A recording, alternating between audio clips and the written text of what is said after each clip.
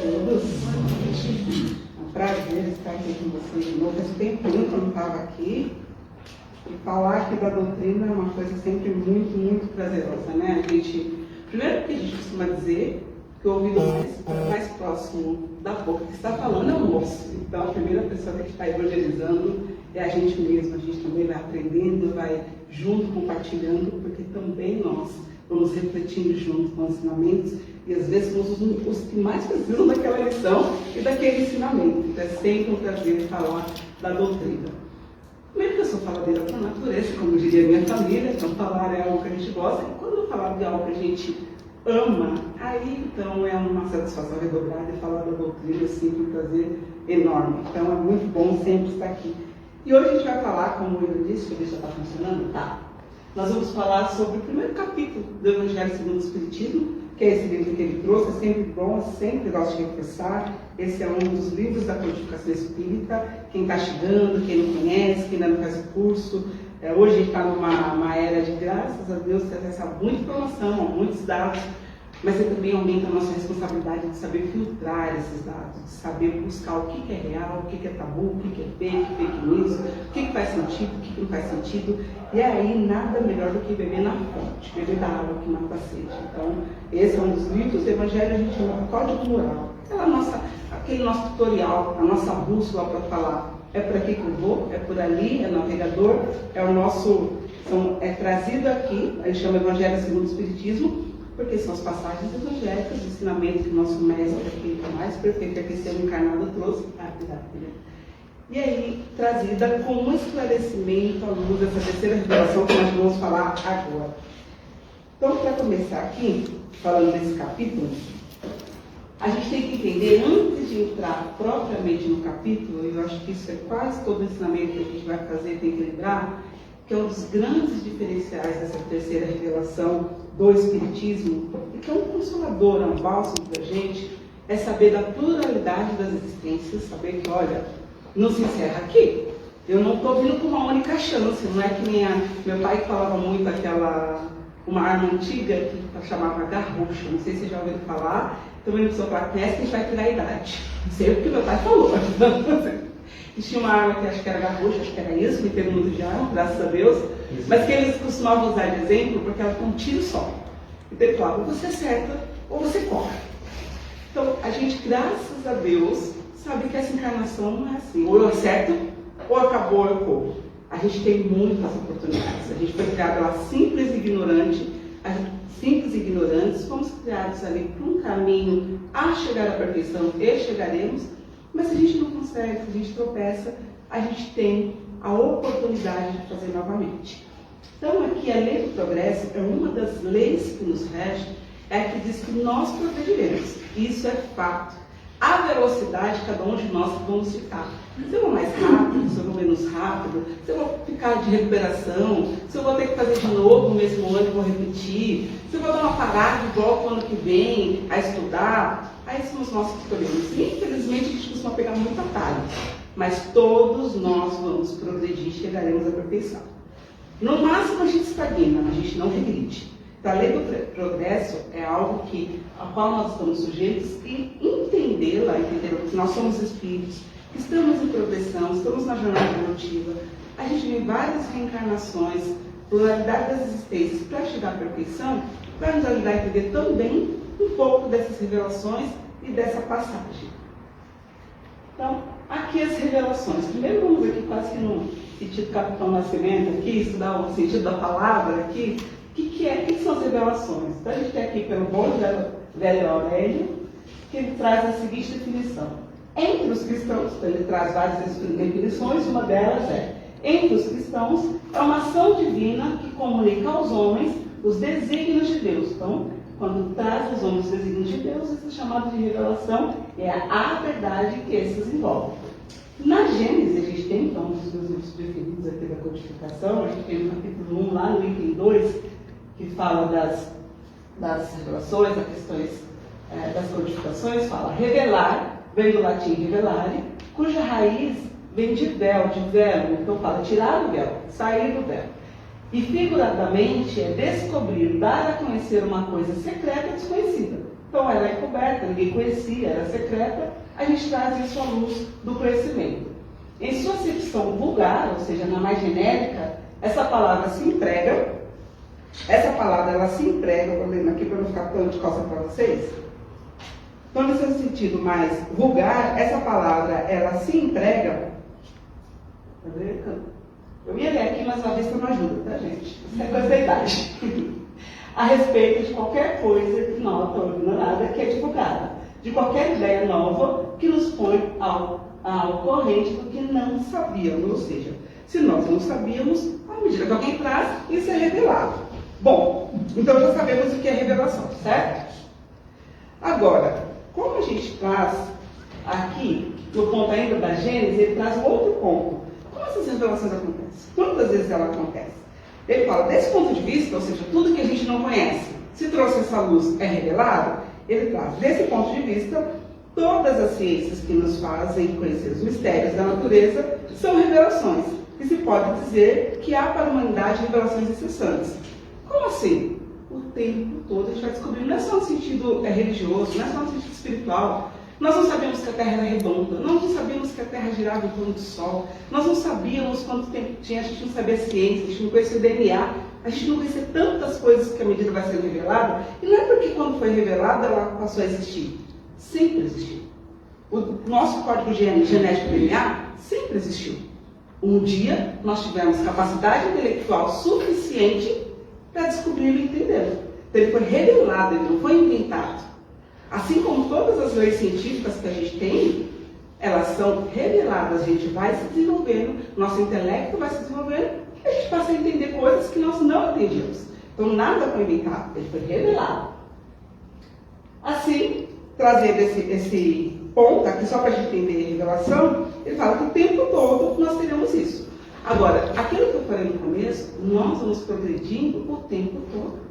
Ao tempo todo nós vamos progredindo. Quem aqui, se olhar 10 anos, vai falar, eu sou exatamente hoje, em matéria intelectual, matéria de maturidade emocional, inteligência emocional, matéria do comportamento, personalidade. Quem de nós vai olhar 10, 15, 20, não vou muito aí, porque eu não sou 40, mais que isso. Mas quem olhar para mais 20 anos e falar assim, não, eu sou exatamente como eu era, não mudei nada. Em geral, a gente olha para trás e pensa, se no passado eu tivesse a cabeça que eu tenho hoje, se naquela época eu tivesse a maturidade que eu tenho hoje. Isso é o quê? Evolução. A gente evolui. Então a gente progride o tempo todo. Agora ele traz algo aqui. Por si mesmo e pelos esforços de inteligência. O que isso quer dizer? Não dá para conseguir nada, não dá para terceirizar. A gente está no mundo da terceirização, né? Se eu não sei fazer, eu terceirizo para alguém que sabe. Ou eu compro de alguém, eu pego emprestado. A evolução não dá para terceirizar. Ela depende de cada um de nós. Eu vou ter que evoluir, você vai ter que evoluir, nós vamos ter que buscar o caminho do nosso próprio crescimento. Então é o nosso esforço, a nossa inteligência que nos leva à evolução.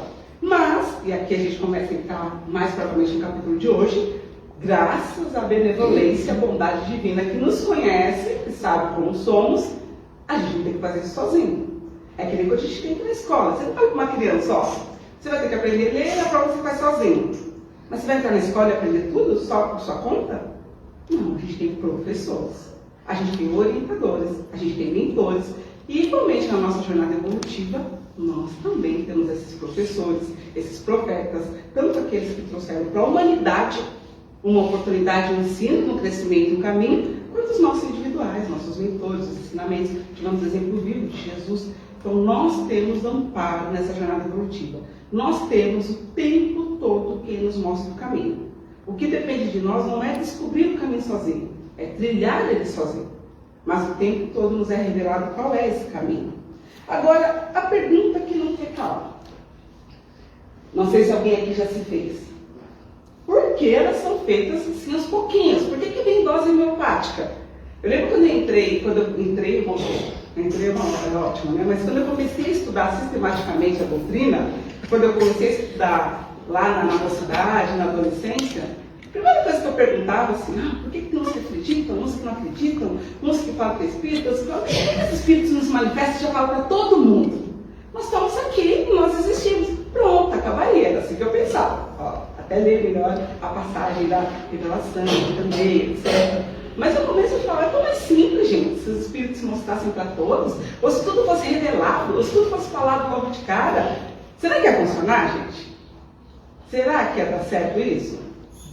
Ainda bem que eu não tenho mais aqueles 14 anos, né? Eu penso mais assim, gente. Gostaria, assim, se pudesse, faz tudo, mas a minha curiosidade pede isso. Mas a minha racionalidade e bom senso já entenderam que não é assim. Mas ia nos assustar, deslumbrar ou nos fazer sentir incapacitado do que ajudar. Imagina que você fala, não, eu vou fazer um curso aqui, vem fazer um curso aqui na Casa Espírita, você vai entender tudo sobre o Espiritismo. Aí você chega aqui no primeiro dia de aula, senta e fala, olha, nós vamos falar de psicosfera, metapsicose, vamos falar para você sobre duplo etéreo. A pessoa não volta mais. Ela nunca fala, não sei nem do que eles estão falando. Então, à medida que as revelações vêm, é de acordo com a nossa evolução. É de acordo com o nosso crescimento. É de acordo com a nossa capacidade, ao longo dos séculos, milênios, de conseguir compreender, assimilar e vivenciar. Acima de tudo, por causa que a gente vivenciar. Não é só entender. Então, por que elas não vêm? Quem já viu essa figura aqui? Quem sabe o que é? Agora vamos ver, separar agora, estávamos mais velhos, agora os mais jovens. Quem lembra o que é isso aqui? É o Nemo, né? Como que seria essas revelações se eu fizesse tudo de uma vez? Vocês lembram dessa, o que ela está fazendo? Aqui eu vou perguntar, vou pegar pesado com vocês, né? O que ela estava fazendo nessa cena? Ela estava perguntando, você fala baleiês? Alguém lembra disso? Quem assistiu, quem não assistiu, assiste. Você fala baleiês? Alguém aqui fala baleiês? Seria quase isso pra gente. Trazer a revelação, tudo de uma vez, e falar um monte de... Jesus teve tanto cuidado. Falava com parábola, falava ali, quase contando a história do Chapeuzinho Vermelho pra gente, contando a história com uma lição da moral, no final da história. Você entendeu, meu filho? O bom samaritano, por que não quer ajudar o próximo? Imagina essas revelações. E ainda assim, ele fez isso há 2000 anos. Contou com a gente quase desenhando, com historinha. E a gente ainda tem dificuldade para entender. E aí, quando entende, vai para outra dificuldade de praticar. Imagina se tudo isso fez de uma vez, como que ia ser? Então aqui a gente tem, a gente chama das 3 revelações. Foram 3 momentos das revelações. Então nós tivemos mais, vamos ficar mais nessa hoje, falando de Moisés. Então Moisés é considerado a primeira revelação, e ele trouxe aqui, ele era forte, ele trouxe aquela época, eu vou falar um pouco disso também. Ele trouxe lá no Sinai, a gente vai falar do Decálogo, mas trouxe algo com mais senso de justiça. Ele revelou ao homem, e aqui está uma grande importância, a existência de um Deus único. Nós temos um único Criador, o princípio de todas as coisas, a causa primária. E isso foi um grande salto. Não que não existisse naquela época aqueles que já não acreditassem, soubessem que tinha um Deus único, mas eles eram inclusive condenados, tinham que professar sua fé de forma sigilosa. E Moisés trouxe esse ensinamento, que a gente cultuava-se vários deuses, o Deus da chuva, o Deus disso, o Deus do amor, o Deus da fertilidade, Deus... E entendeu? Não. Nós fomos criados por uma causa primária. Então, que a primeira pergunta do livro dos Espíritos, né? Quem? Que é ele? É uma pessoa, é maior que nós. Então, ele trouxe esse ensinamento. Aí temos Cristo. Cristo não só trouxe a revelação, ele foi o ser perfeito. É o nosso tutorial, é o nosso modelo. Ele veio e falou, olha, mandamos ali a lição de casa, a gente trouxe, gravou em pedra, mas eles não entenderam ainda, eu vou lá mostrar como faz. Eu vou lá vivenciar, eu vou sentir as dores deles, eu vou viver com eles, eu vou estar com eles e mostrar como se vivencia por amor. Já tínhamos evoluído, ali já tínhamos passado muitos anos, e aí ele trouxe para a gente a revelação da vida futura. Olha, o reino do meu Pai, a felicidade não é desse mundo, a felicidade não é daqui. E começou a nos ensinar a trazer esperança, fé, um olhar para o além, sair do materialismo, entender que somos muito mais do que esse corpo, esse invólucro. E aí veio a terceira revelação, que foram por diversos espíritos, mas quem veio com essa missão da codificação foi Kardec, de sistematizar, de trazer uma coerência. Não à toa ele veio e teve sua preparação como cientista, pedagogo, como alguém que sabia trazer estudo, e ele trazer um método de estudo, e aí trouxe o Espiritismo como uma terceira revelação, que vai nos trazendo a verdade, entendendo de onde viemos, para onde vamos, da comunicação com o mundo espiritual, e tantas outras coisas que a gente está aprendendo. Então, dessas três revelações, a gente vai começar falando aqui sobre Moisés. Espera que eu estou voltando ao invés de... E aí, a primeira pergunta que a gente tem aqui no livro, primeiro não, uma das perguntas que a gente tem no livro dos Espíritos, que é a 622. E ele pergunta assim, confiou Deus a certos homens a missão de revelarem a sua lei? Então Deus levou para os homens e falou, olha, vai lá e revela a minha lei? Sim, indubitavelmente, sem dúvida. Em todos os tempos, houve homens que tiveram essa missão. Em todos os tempos, teve quem trouxe essa... Foi revelando e nos trazendo a lei, nos ajudando, os professores, os nossos orientadores. Eles são os espíritos superiores, ou seja, estão num nível, num estágio evolutivo superior ao nosso, que encarnam com o fim de fazer progredir a humanidade. Então, assim, até a encarnação deles é com um princípio diferente. Nós encarnamos aqui, nós, homens mortais, estamos errando, aprendendo, ainda estamos nesse estágio evolutivo, nesse planeta de provas e expiações, a gente encarna para ir se melhorando, se aperfeiçoando, expurgando, passando por expiações daquelas faltas que nós cometemos, passando por provas para superar as vicissitudes que nós temos. Esses espíritos encarnam no sentido missionário. Eles encarnam para nos ajudar. Eles vêm aqui para nos ajudar na progressão, para nos mostrar o caminho. Agora eu vou passar um trecho de um vídeo para vocês, falando de Moisés, só dar o contexto do vídeo antes. Acho que ele vai passar aqui ainda quando o som está ligado? Não, é isso que eu vou fazer. Tá. Esse é um dos programas, dos vídeos mais conhecidos que a gente tem de anos atrás, por isso que a imagem está tão ruim, que é o Pinga Fogo. Acho que todo mundo aqui já deve ter visto, ouvido. Quem não viu, procura no YouTube, tem ele na íntegra, tem trechos. E esse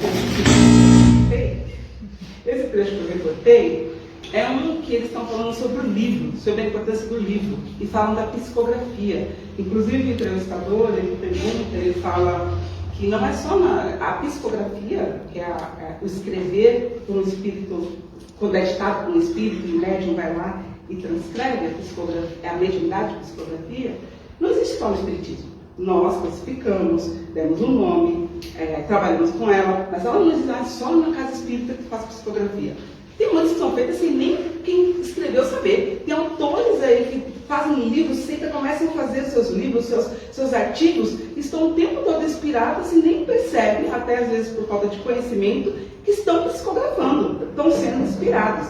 Então, a psicografia, as faculdades mediúnicas, não é algo que só é da doutrina. A doutrina trouxe e esclareceu, mas ela acontece o tempo todo. Inclusive, eles falam que um dos livros que chamam Manual do Purgatório, eu vou lembrar o nome dele, até o final acho que eu lembro. É o Manual do Purgatório, tem um nome que foi editado pela editora Paulinas, que é católica, foi feito por uma freira que falou que foi inspiração de uma madre que tinha falecido. Claro que não chamou de psicografia, mas não falou, inspiração de uma madre. Ou seja, num contexto católico, foi publicado, existe até hoje.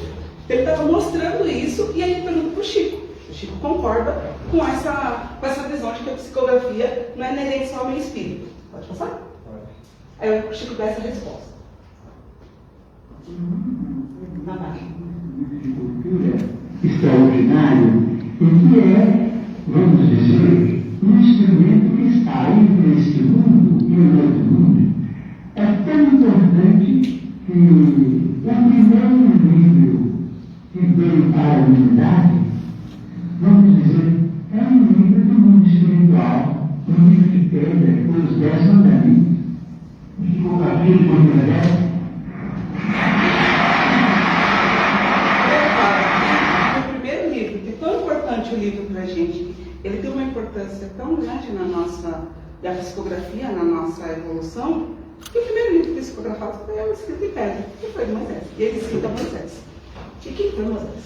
Quem foi? A gente escuta tanto falar. Quem foi Moisés? Claro que assim, eu gosto muito dessa história, mas se eu for ficar falando de Moisés e Paulo, essa história é apaixonante, a gente fica quase a palestra inteira. Mas só para a gente lembrar em contexto de onde vem todos esses ensinamentos do momento. Quando a gente faz uma leitura bíblica, uma leitura evangélica, uma leitura que remete a outros tempos, é importante que a gente entenda que o cerne da questão ele é imutável ele perpassa ao longo dos tempos, mas muitas vezes, até por nós, pela nossa própria codificação, pela interpretação e pelo contexto que ele foi escrito, ele não pode ser isolado do meio em que ele estava e do ambiente de como era a época. Então, tem coisas que a gente lê querendo fazer a leitura da tal qual está lá, letra por letra, vírgula por vírgula, entendendo o dia de hoje.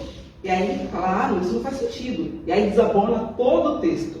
Não, a gente precisa extrair o que é a essência moral dos ensinamentos cristãos e entender o que é contexto daquela época, daquela ocasião, talvez por esse linguajar, essa palavra, essa forma de se expressar. Mas o conceito sempre permanece. Então, para entender esse conceito de Moisés, a gente tem que lembrar que naquela época que Moisés nasceu, os hebreus estavam se multiplicando, o faraó, Moisés estava preocupado, olha, esses hebreus estão se multiplicando muito, eles vão acabar dominando, deu aquela ordem, a famosa ordem de meninos não podem mais, se nascer menino, tem que matar, porque não podemos multiplicar, são os homens que propagam a família, né? E aí começou aquele extermínio de crianças quando os meninos nasciam. E ali Jocabel teve que, da tribo de Levi, engravidou de Moisés, com medo, escondeu essa gravidez, conseguiu lá passar toda a gravidez sem ser percebida, mas quando Moisés nasceu, eu vou contar a história, tá, gente? Quando Moisés nasceu, ela colocou lá num cestinho, colocou na água, para que ele pudesse ser salvo, que ele pudesse ter uma chance de vida. E aí quem achou, nada mais, nada menos, é muito a gente achar que as coisas acontecem por acaso, né? Foi Temútes, que era o faraó. Então Moisés, ele foi criado, que era o palácio, que vivia lá no meio do poder. E aí ela levou ele, adotou e foi criá-lo dentro ali do palácio, e foi criado ali junto com o faraó, junto a todos os centros de poder. E ainda, não por acaso, a irmã de Moisés, que trabalhava no palácio, convenceu a Temútes ainda, olha isso, aquela tinha que ter uma ama de leite, a criança precisa de leite. E aí ela aceitou, falou, não, pode ser, você conhece alguém? E quem que ela trouxe para ser a ama de leite de Moisés? Jocabel. A própria mãe dele foi a ama de leite dele. Mas por que contando essa história? Moisés cresceu lá, ele soldado, ele tinha muita sabedoria, ele já veio com a missão planetária, não só de libertar os hebreus, mas de fazer esse ensinamento universal. Então ele era dotado de muita sabedoria, o espírito superior, ele liderou o exército, ganhou batalhas, e não por força, tá, gente? Na maioria das vezes por inteligência. Que nem na Etiópia, quando ele venceu uma das batalhas, ele venceu como? Os etíopes acreditavam que nunca ia ser atacado, porque tinham muitas serpentes no caminho. Eram testadas de serpentes, então os soldados não chegavam. Ele, sabendo disso, pediu para que antes seus soldados soltassem muitas águias naquela estrada. As águias atacaram as serpentes, algumas foram pegas, as outras fugiram, e eles conseguiram invadir e conseguiram dominar. Então, assim, era por muita sabedoria que ele conseguiu. Mas, à medida que ele foi evoluindo, que ele foi crescendo, foi ficando, ele acabou ali tendo seu descontentamento, saiu, teve toda a passagem, ele acabou saindo do exército, sentindo o chamado, saindo do palácio, embora o mundo ele contrariasse, foi viver entre os hebreus, foi viver entre os escravos, trabalhando como escravo, embora ele chamasse atenção, trabalhando ali com os hebreus, ficou trabalhando ali por um tempo, mas dentro desse meio que ele estava trabalhando, um dia ele foi defender as mulheres que estavam sendo atacadas por um soldado. E aí, quando ele foi defender, ele acabou matando o soldado em legítima defesa. E aí o faraó mandou perseguir e Temútes de novo o ajudou, a motiva dele, avisou o faraó que a sua cabeça some, mandou ele uma roupa de egípcio para ele e ele conseguiu fugir. Bom, quando ele fugiu, tinha um povo hebreu, foi viver ali, pulando um pouco aqui uma parte da história. Ele foi viver, ele ficou há 40 anos apacentando ovelhas, não foi assim tudo tão rápido quanto a gente pensa, ou quanto a gente vê nos filmes. Ele ficou lá 40 anos apacentando ovelhas, mas um dia ele teve a revelação. E um dia ele sentiu aquele chamado e a missão dele aqui na terra. E ele foi trabalhar para libertar o povo hebreu, foi conversar com o faraó, já filho de Moisés, para libertar os hebreus. E foi tentar, ela é quase que a força intimidando, ele tinha muita sabedoria, premonição, e não, claro que não houve acordo. Então ele ameaçou, falar, com as pragas, a premonição, etc.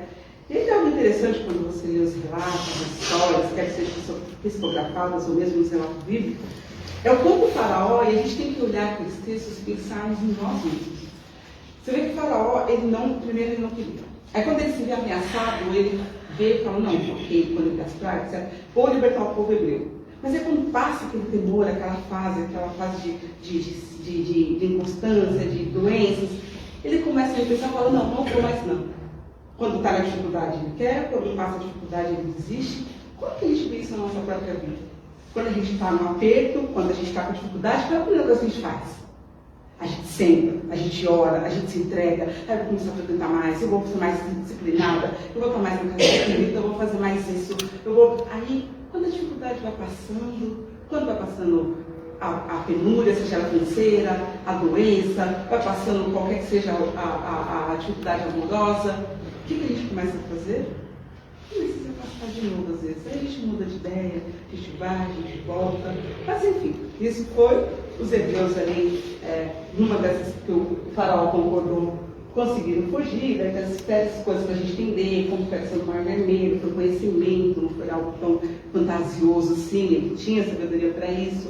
Mas o que é importante entender nesse contexto é que assim, foi uma linha que foi a maior êxito que já existiu, 600 mil homens e mulheres ali, 1.400 anos antes de Cristo. Gente, não vamos pensar aqui que as pessoas saíram todas felizes, estamos fugindo e fica vagando pelo deserto, não passar dificuldade, tudo estava lindo, maravilhoso. As pessoas se revoltaram. Aqueles que fugiram chegaram muitas vezes a se arrepender e querer voltar para a sua vida, falar que era melhor que na escravidão, onde estava escravo, mas tinha pão e carne todos os dias. Então vou sobre muita dificuldade também que Moisés teve que lidar, conciliar e trabalhar com todo aquele povo. E aí, em meio a esse trabalho, depois de muito chegarem até a Terra Prometida e tudo mais, é que veio, eles chamam todos ao Monte Sinai, e que ali sim foi feita a revelação, e que foi uma revelação direta, foi uma manifestação mediúnica direta, onde todos puderam ouvir, onde todos tiveram conhecimento, e Moisés a transcreveu para a pedra. Quando a gente fala do decálogo da lei mosaica, é importante entender que todo o rigor que Moisés estava fazendo, que todo o rigor que ele foi posto, ele tem que ser separado em que é a lei de Deus, que foi a lei promulgada, e que era a lei disciplinar, porque ele também estava tendo que lidar com a revolta daquele povo. Então tem muito do que é divino, do que vem de verdadeiramente manifestação, mas tem muito que é mundano pela circunstância da cidade da época. Isso a gente precisa entender até hoje. O que é divino, que é imutável, a lei de Deus é perfeita. Se não fosse perfeita, é porque Deus não seria perfeito. Então, se Deus é perfeito, obviamente tudo aquilo que foi desenhado e a lei divina são perfeitas. Se elas são perfeitas, não tem por que mudar. Porque o que muda? Muda só quando está perfeito. Se isso não está muito bom, não gostei dessa sala assim, dá para ficar melhor, eu mudo. Não tirei boa nota, vou estudar mais, eu mudo. Muda porque não atingi a perfeição. Se está perfeito, não se muda. Então, as leis divinas são imutáveis. As leis dos homens se mudam. Tanto que aqui a gente, só trazer alguns exemplos para vocês, também tem uma pergunta. Os 10 mandamentos está no livro O Consolador. Desculpa, eu não pus o nome aqui, mas está no Consolador. Os 10 mandamentos recebidos por Moisés e Sinai, base de toda a justiça até hoje no mundo, foram alterados pelas seitas religiosas. As seitas religiosas de todos os tempos, pela influenciação de seus sacerdotes, procuraram modificar os seus textos sagrados. Todavia, apesar das alterações transitórias, os 10 mandamentos transmitidos à terra por intermédio de Moisés voltam sempre a ressurgir na pureza primitiva. Ele é a base, gente, de todo o direito. Ele é o sustentáculo de todo o nosso código de justiça terrestre. Agora eu vou trazer para vocês, para entender a diferença entre leis divinas e leis dos homens, como as nossas leis são circunstanciais. Tanto que muitas vezes a gente lembra, se a gente não faz parte daquela cultura, daquele tempo, daquele povo, a gente pensa que é absurdo isso. E que bom que a gente acha absurdo, senão a gente evoluiu, que está em outro tempo. Então as leis divinas, qualquer tempo que qualquer um lê, elas farão sentido. Mas olha um exemplo de leis, isso é real, tá gente? Isso aqui não é trocha, fake news. De leis dos homens. Por exemplo, no Brasil, teve uma época que tem uma lei, que é de Pouso Alegre, Minas Gerais, que quem comete desvio da norma pública paga multa. Coisa, outdoor, alguma coisa, paga. Isso é lei. Lá em Rio Claro, desde 1965, tinha uma lei que não pode ter formigueiro em casa. Se for pego formigueiro na sua casa, você também vai pagar. Então imagina você ter, alguns podem até ser atuado. Também temos ainda em Barra dos Garças, Mato Grosso, desde 1995, uma lei para a criação do discoporto. O que é um discoporto? É um aeroporto para OVNI. É um aeroporto para disco voador. E existe essa lei, acreditem, no Brasil. E tinha um monte de sinal de educação nisso. Por exemplo, na Arizona, fala, essa lei existe, na Arizona, nos Estados Unidos. Quando for atacado por um criminoso assaltante, a pessoa só pode se defender com a mesma arma que a pessoa atacou. Você fala, peraí, é uma faca? Deixa eu ser uma faca, senão eu não posso me defender. Se é um revólver, eu posso então usar um revólver, senão eu vou ter que procurar, não posso ser capaz de ser capaz. São leis antigas, mas que ainda estão lá nas vidas. Algum dia existe um motivo, existe uma circunstância. Nós, lendo hoje, falamos, gente, que absurdo. Por quê? Quem fez isso? Tem uma que fala no Arkansas, que fala assim, que bom que isso choca a Leote, né, gente? O homem pode bater na mulher, mas não mais do que uma vez por mês. Não, essa é a pena. Não mais do que uma vez por mês. Podem procurar, essa lei existe. Obviamente já não é mais a lei em vigor e já não é mais assim trabalhado. Mas imagina, houve uma época que isso virou lei. Alguém achava que isso fazia sentido. Aqui, ó, professor, essa eu achei o máximo. Professores que usarem bobs os cabelos não receberão aumento de salário. Gente, eu juro que eu pesquisei muito quando eu fiz isso. Mas por quê? Qual é o motivo da correlação? Se usa bob não pode ter aumento. Não consegui achar, se alguém achar um dia pode me contar. Não achei quando ela foi, achei a lei inteira, mas não achei por que ela foi criada. Aqui, cachorros não podem latir depois dos 18. Um dia eu vou saber como que eles fazem com os cachorros para ensinar. Não latem depois dos 18. Na Califórnia, só tem permissão para usar botas de cowboy quem tiver no mínimo 2 vacas. Esses exemplos, gente, de leis que parecem absurdas, mas essas são as leis dos homens. Elas mudam porque elas não são perfeitas. Isso faz sentido para alguém aqui? Não faz sentido, gente. Mas elas mudam. As divinas não.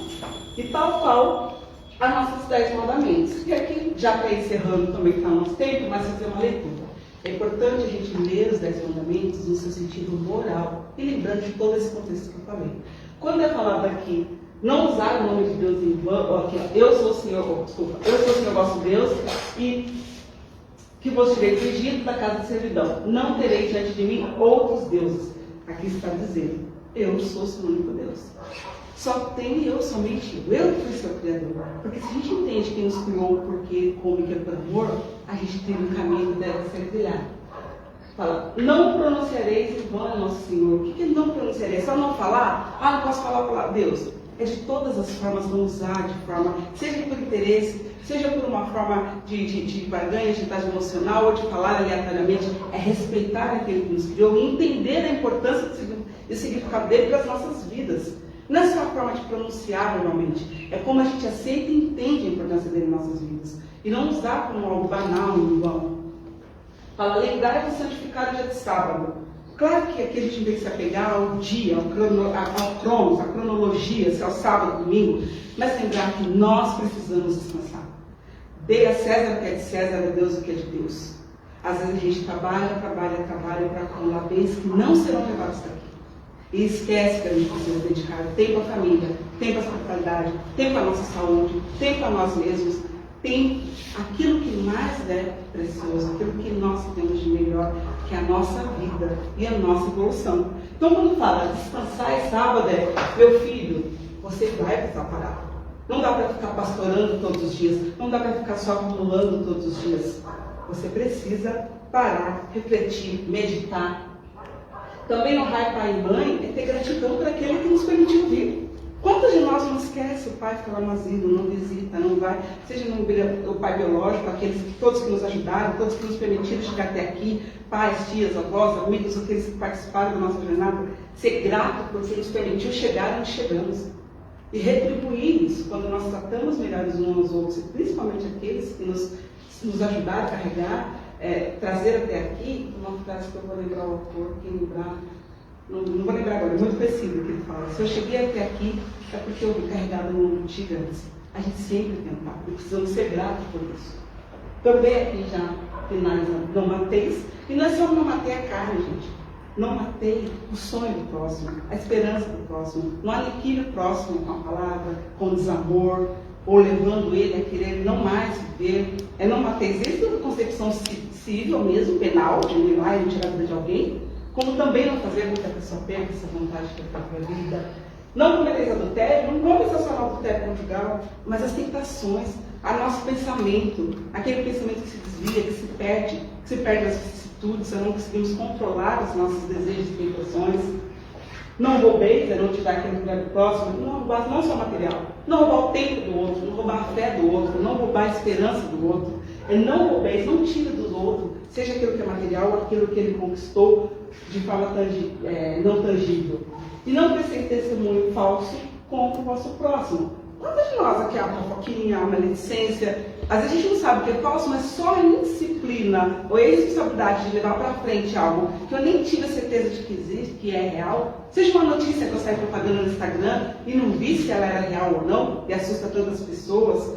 Seja uma fofoca que eu faço do outro, seja aquilo que eu falo, que eu insinuo. Então não prestei falso testemunho, toda essa gama. Não desejar melhor do próximo, está falando da inveja. A gente não querer ter o que não é nosso, nos pertence, olhar aquilo que nos pertence também. Aqui, não cobeceis. E a mulher do próximo também não desejar, que é a tentação, não desconservar a família, e não cobeceis, desculpa, que seria a inveja, aquilo que a gente, que é um sentimento tão mesquinho, né, gente? Fala nem do bom, nem do aso, que é o sentimento de não ser grato. A inveja é duplamente terrível. Eu não só desejo que o outro tenha, como eu não sei reconhecer o que eu tenho. Porque às vezes não é o mesmo que o outro, mas é de muito valor. Então, a gente tem que se pegar, e daria para fazer muito para falar sobre os 10 mandamentos, mas essas são leis universais de todos os tempos. As religiões elas têm muitas convergências. Se você pegar um dogmático, você vai pegar um ortodoxo, um protestante, todos vão ter uma linha teológica que eles vão seguir e vão defender. Mas nenhuma discorda na interpretação da forma de praticar. Mas a essência disso aqui perpassa por todas elas. Então, a forma de praticar algumas tem a sua própria visão. Então, esses são. E Jesus, quando veio aqui para finalizar isso, a gente vai ver no próximo capítulo, passar aqui que eu já fui falando, ele trouxe aqui o maior mandamento. Então, Jesus, quando ele fala não vim destruir a lei, é porque tudo aquilo continua. Só que ao invés de trazer de forma severa os 10 mandamentos, ele nos explica que se a gente amar a Deus sobre todas as coisas, se a gente amar ao próximo como a nós mesmos, se a gente servir com vontade, trabalhar pela nossa humanidade, a gente amar o próximo com indulgência, com paciência, a gente com certeza vai conseguir a paz que nós queremos, a paz que a gente tem na fé que a gente tanto espera. Então, Jesus não veio destruir a lei. Tudo isso que a gente trouxe de Moisés foi feito num contexto da época que ele vivia, que eu trouxe aqui no começo, que até hoje a sua essência se solidifica nos seus códigos morais, e o que Jesus trouxe foi só uma forma mais leve, tal qual ele que falava, meu jugo é leve, meu fardo é leve, meu jugo é suave, poderia nos ensinar. Você não precisa se atentar a cada um desses pontos, basta que você tenha amor. E quando a gente tem amor pela humanidade, por Deus, por nós mesmos, o resto, vira detalhe, você não vai matar, você não vai roubar, você não vai fazer nada disso. Então ele não veio destruir a lei, essa é a essência desse capítulo e desse começo. Ok? Finalizei aqui, gente, acho que nem tem mais tempo, mas se tem alguma dúvida, só para não ser nada inquietante. Sério?